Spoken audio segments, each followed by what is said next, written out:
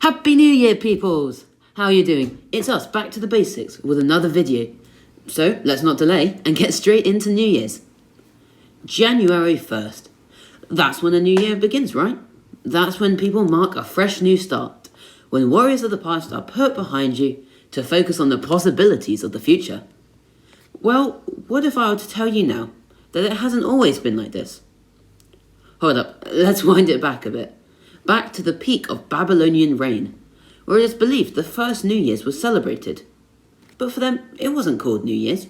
Instead, it was called the Festival of Akitu, which means barley in their language, and was called that because this first New Year's was actually held in the spring. To be more precise, the spring equinox, during the sowing of the barley. However, you might be asking yourself, how did that system go on to become our modern version? And well, first, we need to know a little bit more about these ancient calendars. So firstly, many of these original calendars were lunar calendars, so relied on the cycle of the phases of the moon, while our modern Gregorian calendar relies on solar patterns. And this change occurred during 46 BC, when the calendar had become so out of sync that Julius Caesar, the current emperor of Rome, just had to change something. To do this, he gathered the greatest astronomers and mathematicians of the time to form a brand new calendar. And this new calendar was based around the sun. So they calculated that it didn't need to involve their short period. Instead, it needed to involve 365 and a quarter days in order to keep with the solar cycle. However, their current calendar didn't have that period of time because it was still based around the shorter intervals, which was the moon cycle.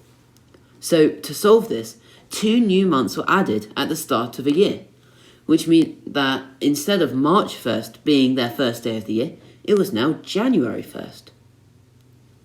These 2 extra months also explain why months like October are 2 months ahead of the month than their name suggests. However, this wasn't the only reason that January was picked as the first day of the year, because when they made the new calendar, they could have done any month. But this made sense for Julius Caesar, as he also made the month one that symbolises a new start, as January is made from the Latin word meaning doorway. Overall meaning that January is the doorway into a new year. But this calendar, like the ones before it, eventually fell apart, and in the medieval ages, the new year was celebrated on religious milestones rather than a set date. Up until 1832, when Pope Gregory XIII overhauled it all over again. But it did finally restore January 1st as the beginning of a new year.